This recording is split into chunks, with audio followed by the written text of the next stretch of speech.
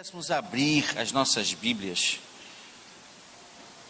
no Evangelho de Jesus, segundo escreveu Mateus, no capítulo, no segundo Evangelho, porque os Evangelhos são sinóticos e as histórias se repetem, mas a melhor narrativa que eu encontrei para esse fato está aqui em Marcos, no capítulo 5, e eu queria falar nesta noite sobre a necessidade de que determinadas situações sejam enfrentadas nas nossas casas, nos nossos lares, nos nossos relacionamentos, para que possamos declarar a libertação nos nossos lares. Isso é algo fundamental. O próprio Senhor Jesus disse que Ele veio trazer liberdade aos cativos. E aqui nesse texto se fala de um episódio que envolveu alguém que estava aprisionado. E nós vamos ler a história, mas muito nos chamará a atenção o final dessa história, o final dessa narrativa, para que possamos destacar um posicionamento que eu acredito, até diante daquilo que hoje já nos foi ensinado na parte do Tadel, na fase do Tadel dessa reunião, nós possamos nos voltar para aquilo que é realmente prioridade para Deus. Aquilo que desde o final do ano de 2013, início de 2014, nós temos dito, que é o nosso propósito em 2014, nesse ano, que já se aproxima quase da sua metade, separarmos um tempo de qualidade para Deus, para a família, para o discipulado, reconhecendo que a família é o bem maior que nós possuímos na terra, porque abaixo de Deus nós temos a família. E vejam que história interessante nos conta o evangelista Marcos nesse capítulo 5. Diz assim: chegaram ao outro lado do mar, à província dos Gerazenos. Descendo ele do barco, saiu-lhe ao encontro dos sepulcros um homem possesso de espírito imundo, o qual morava nos sepulcros, e nem ainda com cadeias o podia alguém prender, pois tendo sido muitas vezes preso com grilhões e cadeias, as cadeias foram por ele feitas em pedaços, e os grilhões em migalhas, e ninguém podia subjugá-lo. Andava sempre de dia e de noite, clamando pelos montes e pelos sepulcros, ferindo-se com pedras. Quando ele viu a Jesus de longe, correu e o adorou, clamando em alta voz: que tenho eu contigo, Jesus, filho do Deus Altíssimo? Conjuro-te por Deus que não me atormentes. Pois Jesus lhe dissera: sai deste homem, espírito imundo. Então Jesus lhe perguntou: qual é o teu nome? Respondeu ele: Legião é o meu nome, pois somos muitos. E rogou-lhe muito que não os enviasse para fora daquela província. Ora, andava ali pastando pelo monte uma grande manada de porcos. Os espíritos imundos rogaram a Jesus: manda-nos para aqueles porcos, para que entremos neles. Jesus o permitiu. Saindo aqueles espíritos imundos, entraram nos porcos, e a manada, que era cerca de 2.000, precipitou-se por um despenhadeiro no mar, onde se afogaram. Os que apacentavam os porcos fugiram e o anunciaram na cidade e pelos campos. Muitos saíram para ver o que havia acontecido. Indo ter com Jesus, viram o endemoniado, o que tivera a legião, assentado, vestido em perfeito juízo, e temeram. Os que aquilo tinham visto contaram-lhes o que acontecera ao endemoniado e acerca dos porcos, e começaram a rogar-lhe que saísse da terra deles. Preste atenção a partir do verso 18 especialmente. Ao entrar Jesus no barco, rogava-lhe o que fora endemoniado que o deixasse estar com ele. Jesus, porém, não permitiu, mas lhe disse: vai para a tua casa, para os teus, e anuncia-lhes quão grandes coisas o Senhor te fez, e como teve misericórdia de ti. Então ele foi e começou a anunciar em Decápolis quão grandes coisas Jesus lhe fizera, e todos se maravilharam. Sabem, queridos, eu digo que aqui nós temos mais um exemplo de como o Evangelho de Jesus quebra paradigmas humanos. O Evangelho de Jesus nos leva a atitudes, a ações e reações que fogem muitas vezes o padrão da religiosidade contemporânea, de uma eclesiologia que move a ação dos nossos dias, dos líderes religiosos dos nossos dias, e nos leva a um reposicionamento diante daquilo que muitas vezes nos é ensinado como o correto, como o certo. Porque se nós fôssemos pensar a partir de uma perspectiva religiosa, eclesiológica, o mais correto era que aquele homem fosse imediatamente integrado a um dos ministérios da igreja, porque seria uma bênção. Todos conheciam a história pregressa dele, todos sabiam que ele fazia e acontecia, todos sabiam que ele seria considerado hoje, irmãos, um cavalo do cão, não é? Então ele era aquele que destruía, que causava, que tocava o terror lá naquela região próxima ao Mar da Galileia. A história dele já era conhecida pelas 10 cidades, isso que aqui é chamado de Decápolis, não é? Esse grupo de 10 cidades que formava ali um grupamento coletivo, territorial. Então, levá-lo, agregá-lo ao ministério de Jesus seria, em tese, algo fantástico, algo muito eficaz, algo muito proveitoso. Onde quer que ele se apresentasse, onde quer que ele estivesse, as pessoas diriam: olha, aquele que foi endemoniado, era aquele que se cortava, era aquele que dormia em sepulcros, era aquele que tinha uma força sobre-humana, que rompia, que quebrava os grilhões. Humanamente falando, numa mentalidade até de marketing eclesiológico, talvez o melhor fosse para o ministério de Jesus que aquele antigo endemoniado, outrora endemoniado, pudesse então compor, se não o seu grupo de 12, mas aquele grupo de 70, aquele grupo maior de seguidores, de discípulos que seguiam, que iam com Jesus para onde quer que ele se deslocasse, ali na Judéia, na Galiléia, em Israel como um todo. Mas Jesus, mais uma vez, vai na contramão de todas essas expectativas, de todas essas projeções humanas, vai inclusive na contramão do desejo do próprio homem, que queria a partir de então acompanhá-lo, segui-lo, e diz: filho, vai para a tua casa, vai para a tua casa, volta para os teus, deixa primeiro eles verem o que Deus já fez na tua vida, porque aquilo que Ele fez na tua vida, Ele também precisa fazer na vida deles. Porque a célula, a primeira célula é a nossa casa, amém, queridos? Porque a nossa primeira igreja é também a nossa família. Os nossos primeiros discípulos precisam ser os nossos filhos, precisam ser os nossos familiares. Por isso é que Jesus, quando foi direcionar os seus discípulos a seguirem adiante, ele disse que tudo precisava começar em Jerusalém. Em Jerusalém, Judéia, Samaria e até os confins da terra.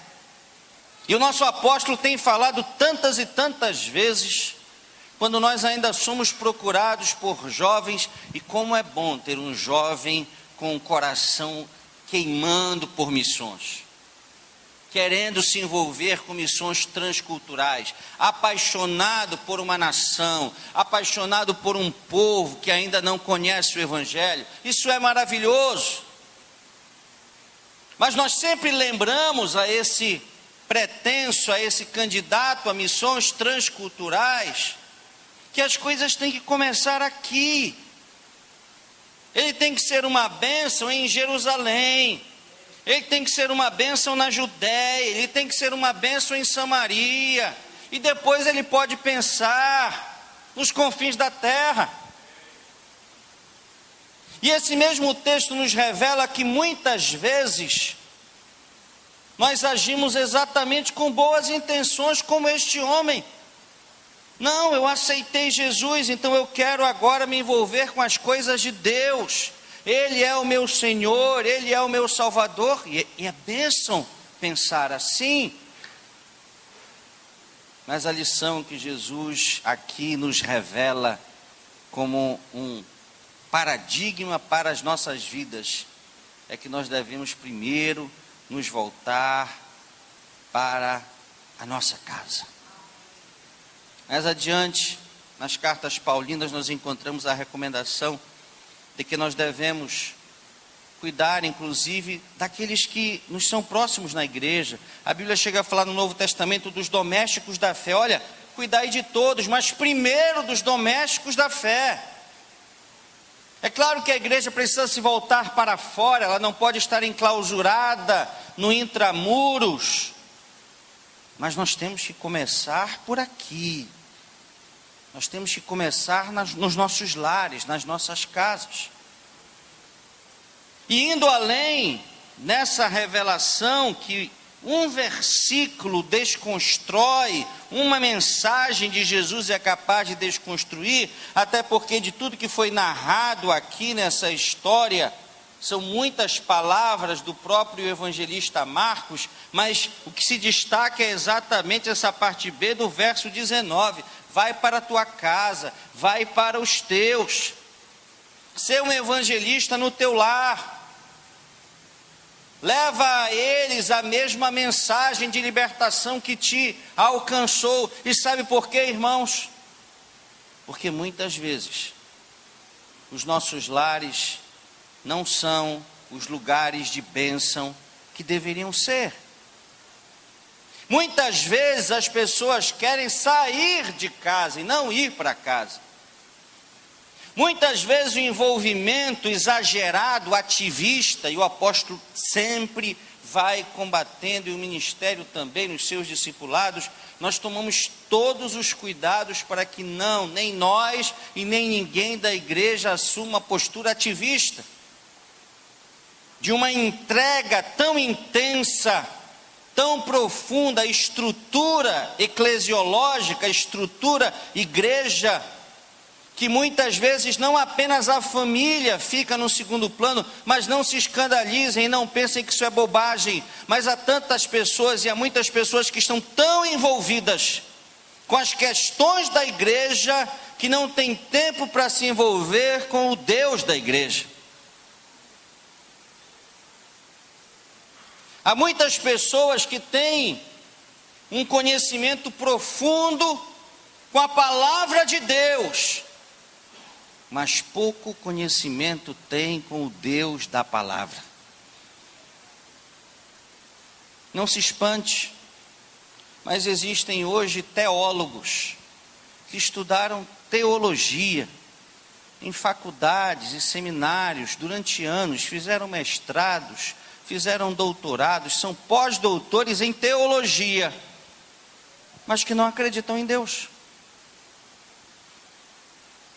Estudaram a Bíblia, estudaram as Escrituras, são mestres habilidosos nas línguas bíblicas, no grego, no hebraico e no aramaico. E para compreender melhor, ainda estudaram ali muitas vezes o latim, para conhecerem e poderem ler a versão latina da Bíblia, mas não têm intimidade nenhuma com Deus, não acreditam na existência de Deus, pelo contrário, o muito conhecer, o muito saber, o muito estudar os levou à constatação de que Deus não existe. Por mais que isso possa ser um absurdo, um contrassenso, um paradoxo, um dilema, mas é assim. Então nós não podemos incorrer neste erro de um envolvimento tão profundo com uma estrutura que se chama igreja e esquecermos da nossa intimidade com Deus e do tempo de qualidade que precisamos dedicar às nossas famílias. Tem muita gente que está na igreja porque não quer voltar para casa. E aquele homem talvez tivesse a mesma preocupação. Não, eu não quero enfrentar os meus erros, eu não quero enfrentar o meu passado, eu não quero enfrentar as desconfianças em relação a mim. Imaginem, não é, a família quando viu aquele homem vindo de longe, diferentemente do pai do filho pródigo, que estava ali todo dia ansioso para abraçá-lo, para recebê-lo. A família provavelmente, quando viu aquele homem se aproximando, ficou preocupada, ficou assustada. Lá vem ele, será que ele mudou de verdade? Será que ele está liberto? Será que os demônios o deixaram? Ele teve que enfrentar tudo isso, mas Jesus disse: vai para a tua casa, vai para os teus. E eu acredito que esta mesma voz hoje vem do trono da glória de Deus para a minha vida e para a sua vida. Nós precisamos voltar para casa. Nós precisamos voltar para aqueles que Deus nos colocou como família. E quando nós voltarmos para lá, nós temos que entender que poderemos encontrar coisas que não são positivas. Aquele homem foi liberto de uma legião de demônios, mas a Bíblia não nos diz como aqueles demônios encontraram espaço na sua vida. E a primeira coisa que eu quero aqui marcar, porque é certeza nossa, boa parte do ministério está aqui para confirmar o que eu vou declarar: crente não fica endemoninhado. O crente é selado pelo Espírito Santo. Quem tem o selo do Espírito Santo, os meus, o diabo não toca. Você é blindado pelo Espírito Santo que está na sua vida, creia nisso. Aleluia. Agora, existem ou podem existir sentimentos plantados dentro dos nossos lares, dentro das nossas famílias, nos nossos relacionamentos, que são usados por Satanás, pelos demônios que são anjos caídos, para não permitirem que os nossos lares sejam um pedacinho lá do céu, como é o projeto de Deus. Para que as nossas casas não sejam as bênçãos que Deus quer que sejam, as igrejas, as células principais, que são os projetos de Deus para as nossas casas, para os nossos lares. E nós precisamos identificar isso.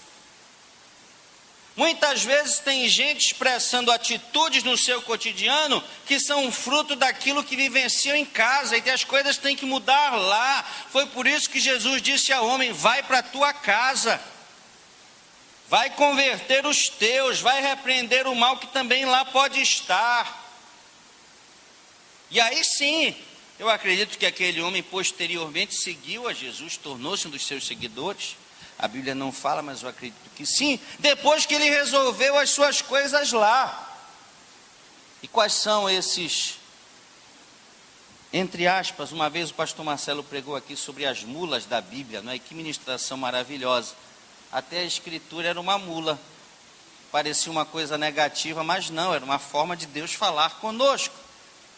E aí ele colocou aspas nas mulas, e eu coloco aqui aspas nessa palavra que pode causar tanto temor, mas que não deve ser assim, porque maior é aquele que está em nós do que aquele que está no mundo. Então, quais são esses demônios que às vezes querem atuar na nossa casa? O primeiro demônio que eu destaco, queridos, é o demônio do ressentimento.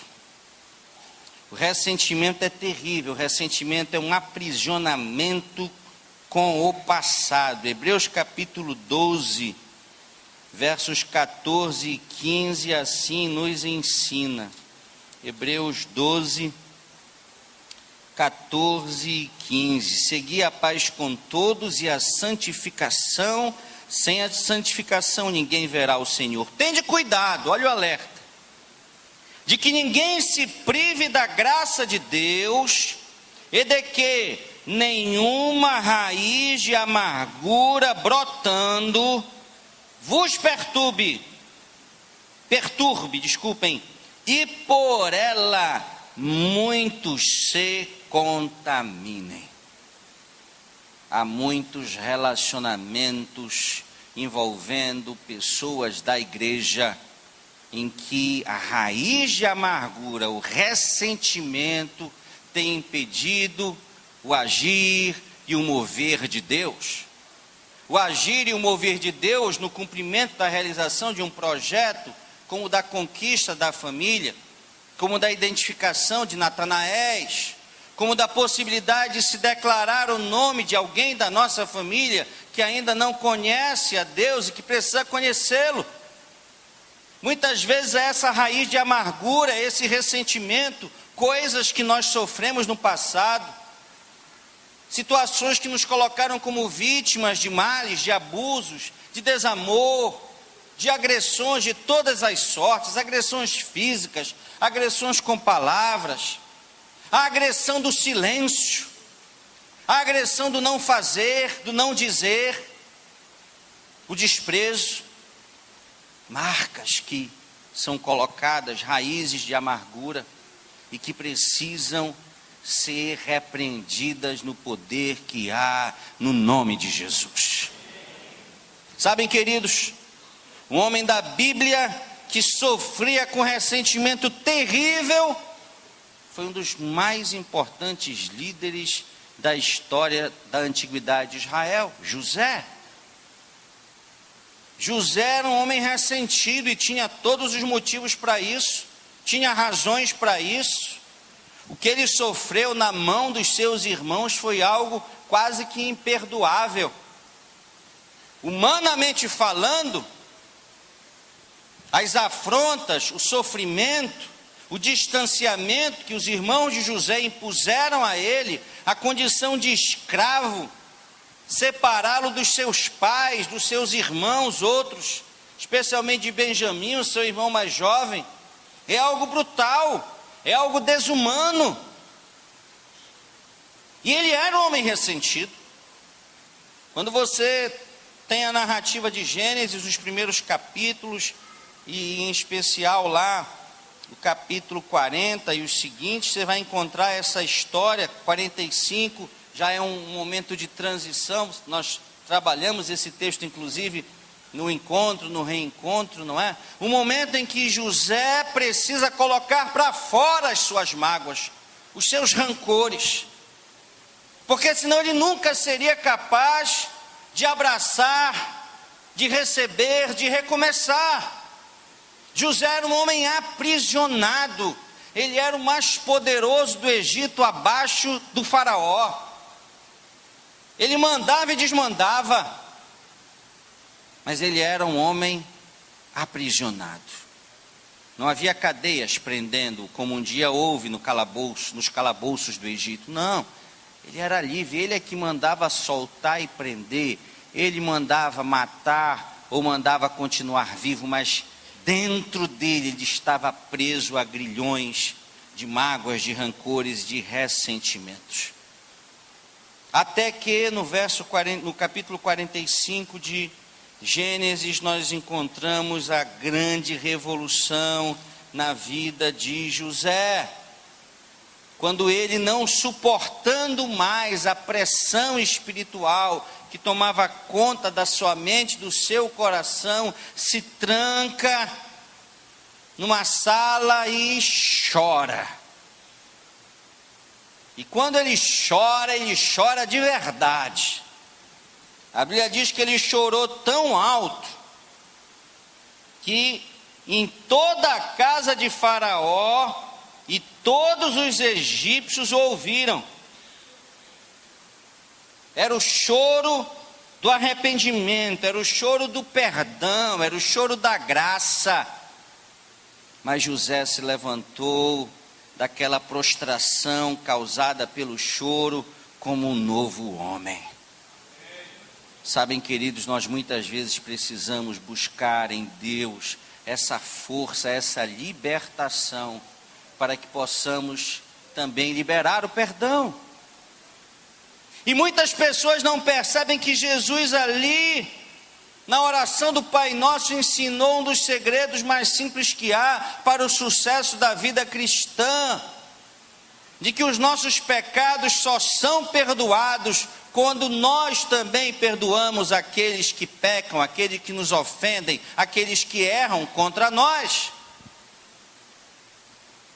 E como José chorou, muitos de nós precisamos chorar. Como José liberou perdão através daquele choro, muitos de nós precisam liberar esse perdão para que nós mesmos sejamos livres. É bênção para os seus irmãos, é bênção para os seus pais que falharam com você, é claro que é, porque você também vai liberá-los do reino espiritual, mas o mais abençoado será você mesmo. Você vai se sentir livre, é como se um peso saísse das suas costas e você pudesse realmente caminhar em novidade de vida. Hoje é um dia em que nós precisamos repreender das nossas mentes e corações qualquer sentimento de ressentimento, arrancando qualquer mágoa, qualquer erva daninha, qualquer raiz de amargura, para que as nossas casas possam ser lugares de bênção. Amém, queridos? O segundo demônio, a segunda influência maligna que pode agir nas nossas casas, nos nossos relacionamentos, nas nossas vidas, é o pessimismo, a incredulidade. Eu me lembro de um personagem quando eu era pequeno, que era uma hiena, e tudo dava errado para aquela hiena, e ela ficava dizendo, é da nossa época, minha, do pastor Léo, não é? Ó vida, ó azar, não é?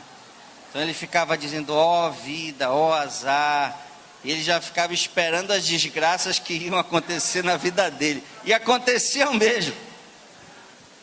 Você fica projetando o mal, é o mal que vem.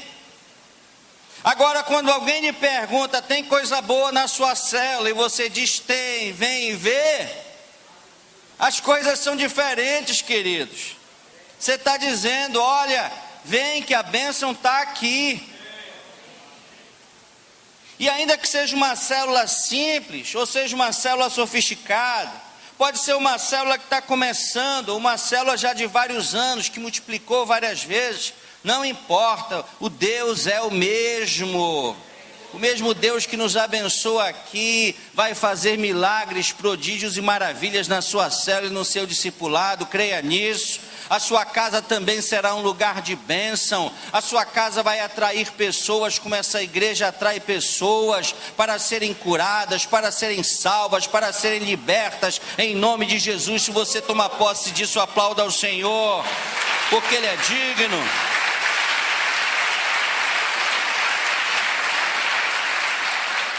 Agora, o que não pode acontecer na nossa casa? Pessimismo, incredulidade. Queridos, quem tem o papel de nos jogar para cima, quem tem o papel de nos empurrar para frente, é a nossa família, são os nossos familiares. Agora está cheio de pai, de filho, de irmão, com quem você vai conversar e ele só quer te puxar para trás, ele só quer te puxar para baixo. São pessoas pessimistas, e a Bíblia chega a dizer que ninguém as suporta, porque o pessimista é uma pessoa intragável. A Bíblia diz que da mesma fonte, não pode jorrar água doce e água amarga. Deus nos chamou para sermos, e eu ministrei sobre isso no domingo, um manancial de águas que nunca faltam. Manancial de água doce, manancial de água potável, não é de água salobra, de água salgada, não. Deus te chamou para alimentar, Deus te chamou para suprir necessidades físicas, emocionais, espirituais e também materiais, em todas as áreas. Deus tem grandes coisas para fazer na tua vida e através da tua vida, amém, queridos? Eu não posso ser um pessimista, eu não posso na reunião da minha casa, quando alguém vem contar uma boa notícia, merecer aquele mérito, por mais que seja pequeno. Ainda é um estágio, não é um emprego. Glória a Deus por isso. O emprego virá e cada vez será melhor. Cada vez você crescerá mais. É assim que age um pai, é assim que age uma mãe.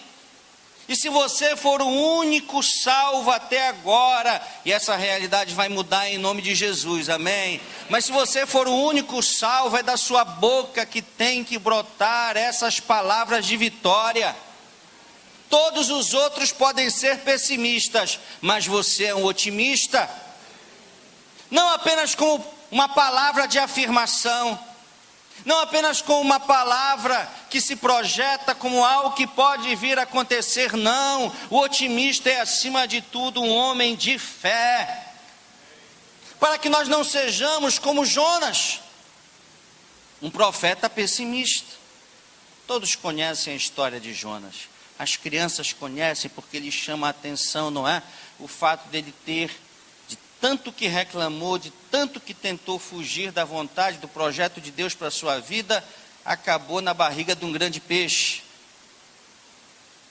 E Deus foi tão misericordioso com ele, que depois que ele reconheceu o seu erro, a sua falha, depois que ele adorou a Deus, depois que ele renovou a sua aliança, depois que ele cantou, depois que ele expressou a sua fé, a baleia o vomitou.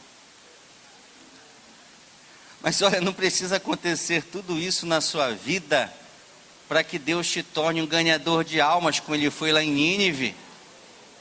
Você não precisa passar por todo esse constrangimento, não é?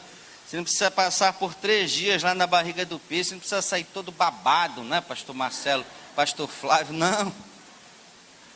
As coisas podem ser mais fáceis, as coisas podem ser mais tranquilas, mas é preciso acreditar. Domingo passado, o pastor Monteiro fez referência aqui no culto da tarde. Às 3 horas eu fui buscar o meu filho lá no aniversário. E 1 hora antes da igreja eu estava parado num acidente de trânsito.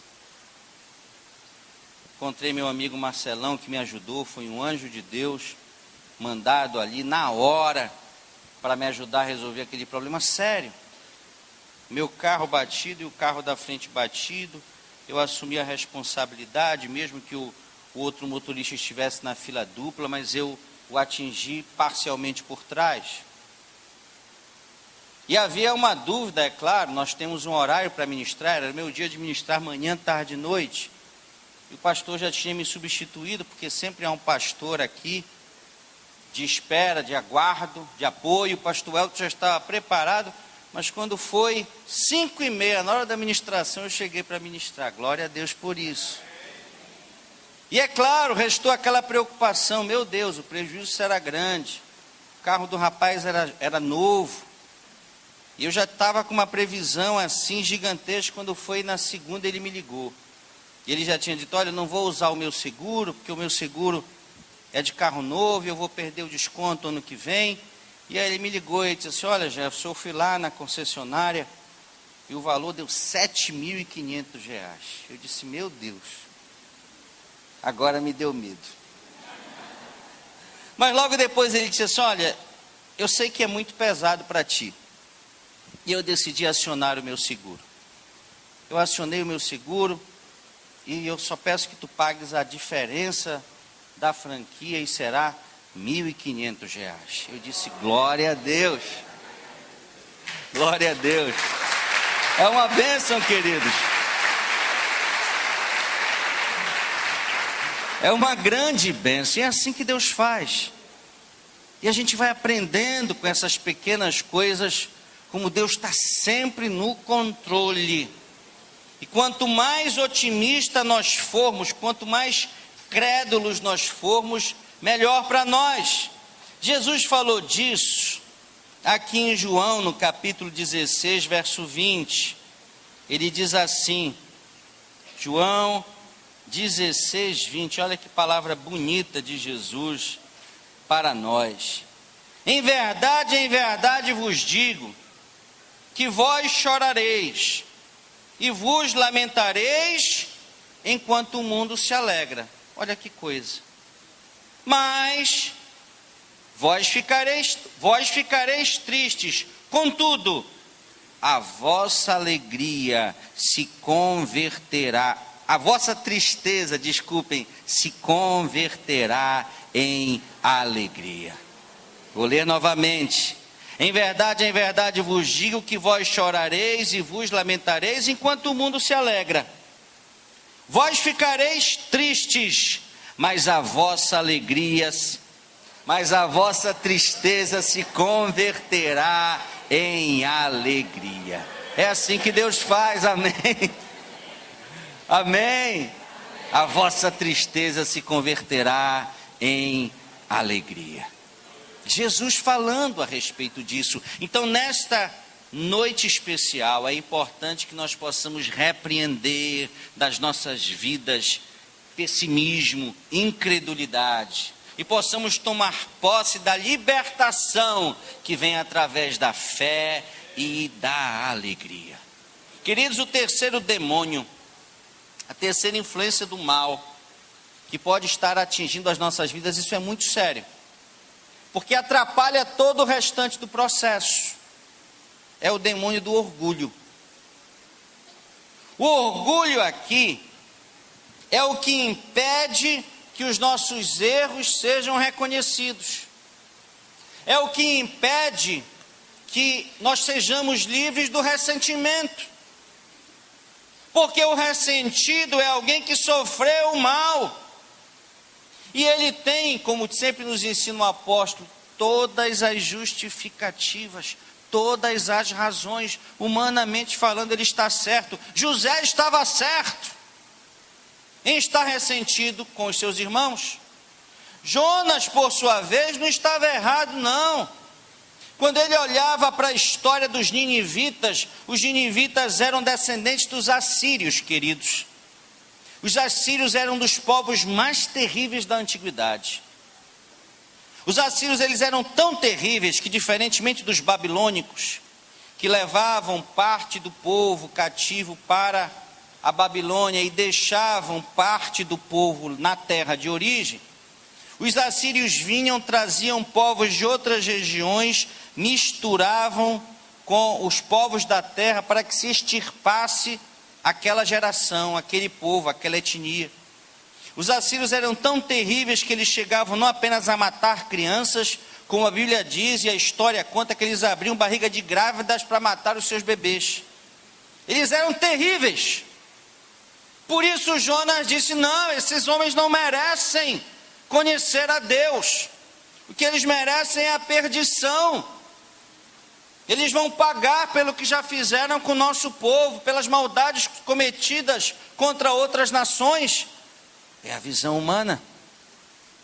Mas Deus estava preocupado com a salvação dos assírios. E nós sabemos que essa dos ninivitas e essa salvação aconteceu. Mas se nós formos tomados por um espírito de orgulho, e a Bíblia diz que o orgulho e a altivez precedem a ruína e a queda. Se nós formos tomados nos nossos relacionamentos familiares por qualquer sentimento de orgulho, as coisas não acontecerão.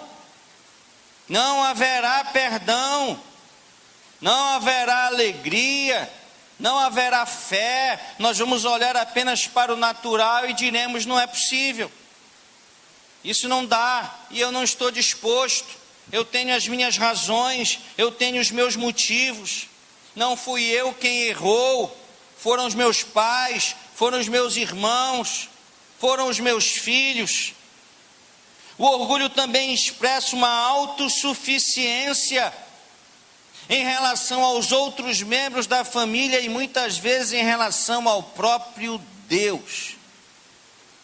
Pessoas altivas, pessoas orgulhosas, pessoas que acham que o título que já conquistaram, que a condição financeira que lhes é favorável, que os bens que possuem são fruto único e exclusivamente do seu trabalho, da sua capacidade, da sua energia, da sua inteligência.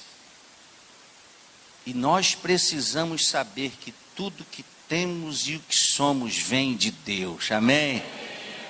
O salmista diz: todas as minhas fontes estão em ti, Senhor. Poderoso como era, tinha uma fama, tinha riqueza, tinha bens, mas ele dizia: todas as minhas fontes estão em ti. E se nós fôssemos lembrar de um personagem, não se espante, mas o personagem que melhor revela, nós falamos de José no ressentimento, nós falamos de Jonas no pessimismo, na incredulidade, e aqui, queridos, o personagem que melhor revela o orgulho é Lúcifer. Lúcifer enquanto ainda era Lúcifer, não é Lúcifer depois que se transformou em Satanás, no demônio, no mal cheiroso, no coisa ruim, no cramulhoto, nos vários nomes que se queira dar a ele. Não, ainda era Lúcifer, ainda era o anjo de luz, ainda era um querubim, ainda era alguém que ocupava na hierarquia celeste uma posição distinta, porque há essa hierarquia no reino espiritual. Mas ali Lúcifer deixou o seu coração ser tomado por orgulho, e quem quiser aprender um pouco mais a respeito disso, não vai encontrar lá em Gênesis, porque em Gênesis nós já encontramos Lúcifer caído na figura da serpente, que levou Eva e Adão ao cometimento do pecado original. Mas se você ler na sua casa com calma outros textos bíblicos, mas em especial Isaías 14, você se surpreende. Isaías 14 diz assim, a partir do verso 11: já foi derrubada na cova a tua soberba, juntamente com o som dos teus alaúdes, os gusanos debaixo de ti se estendem e os vermes te cobrem. Como caíste do céu, ó estrela da manhã, filha da alva, como foste lançado por terra, tu que debilitavas as nações. Tu dizias no teu coração: eu subirei ao céu, acima das estrelas de Deus exaltarei o meu trono, no monte da congregação me assentarei, nas extremidades do norte. Subirei acima das mais altas nuvens e serei semelhante ao Altíssimo.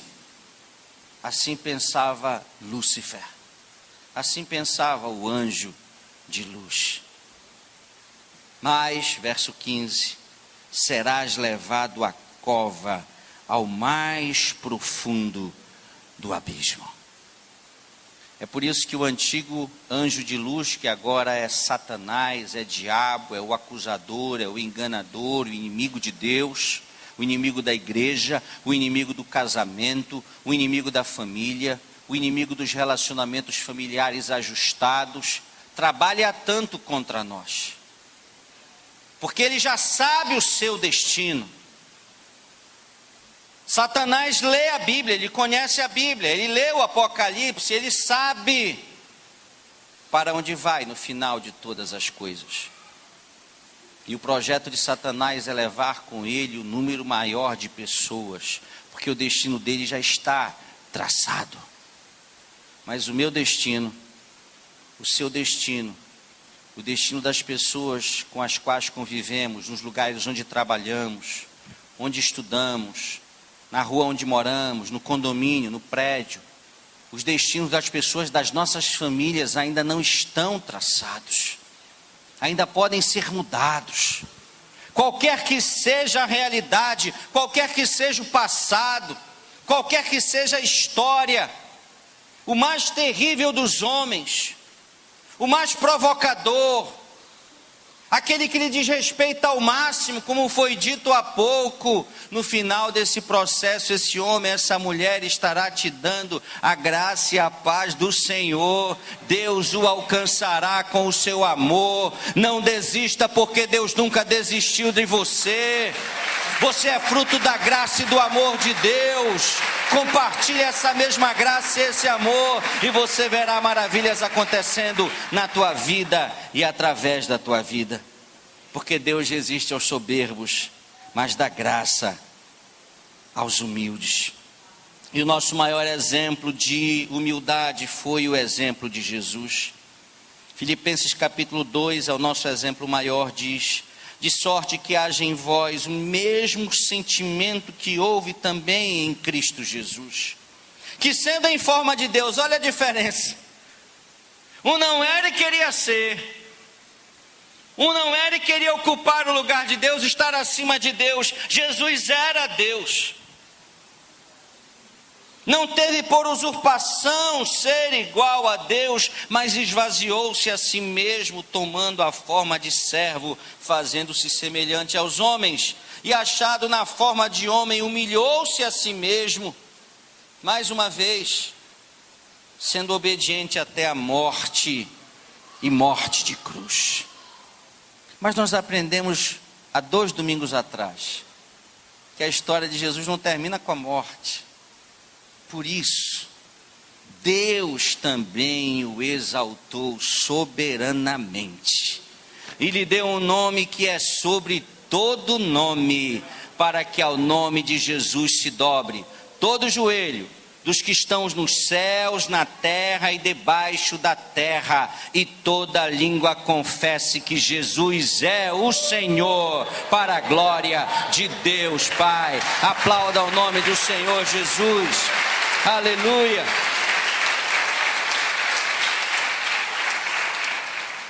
E para finalizar, o último demônio, a última influência do mal que pode ainda perdurar nas nossas vidas, pode nos acompanhar nos nossos lares, é o demônio da murmuração. Esse é terrível, esse é consequência dos outros. Muitas vezes é a consequência de um coração que não perdoou. Muitas vezes é consequência de um coração pessimista, incrédulo. Muitas vezes é consequência até mesmo de um coração orgulhoso. O murmurador reclama de tudo e de todos. E deixa eu te falar uma coisa, querido, querida, Deus fez a tua casa, Deus constituiu a tua família para ser um lugar de ação de graças. Ação de graças não deve ser prestada aqui no culto, quando se recebe uma bênção apenas. Também. Mas a tua casa tem que ser um lugar onde as ações de graças são constantes. Nossas casas não têm que ser lugares de fofoca. Nossas casas não têm que ser lugares de reclamação. Porque aprenda uma coisa definitivamente, eu já falei isso em várias ministrações, mas a gente repete para aprender e para ensinar. Tem muita gente que quer ser abençoado, abençoada, mas perde a bênção, afasta de si a bênção por causa da murmuração. Israel foi assim. Hoje na nossa reunião ministerial, o nosso pastor, nosso apóstolo nos lembrava de episódios na trajetória de Israel, nos quais a bênção estava tão próxima, era tão fácil obedecer, era tão fácil agradecer, era tão fácil adorar, mas o povo preferiu o caminho da desconfiança, da murmuração, da reclamação, e as consequências foram terríveis. Eu sempre digo, uma caminhada que poderia ser de 15, 20 dias, se transformou numa jornada de 40 anos. E daquele grupo que saiu do Egito, apenas 2 entraram na terra prometida. Todos os outros caíram, desistiram no deserto. Mas Deus não te chamou à desistência, amém, querido, querida? Deus te chamou não para ser um murmurador, Deus te chamou para ser um adorador. E lá em Filipenses, no mesmo livro que nós há pouco lemos, Filipenses 2, 14, 16, diz assim: fazei tudo sem murmurações, nem contendas, para que vos torneis irrepreensíveis e sinceros, filhos de Deus inculpáveis no meio de uma geração pervertida e corrupta, na qual resplandeceis como luzeiros no mundo, preservando a palavra de Deus. E por fim, Filipenses 4:6, que diz: não estejais inquietos por coisa alguma, antes as vossas orações sejam em tudo conhecidas diante de Deus, pela oração, pela súplica, pela intercessão, pelo choro, pelo clamor, mas com ações de graças.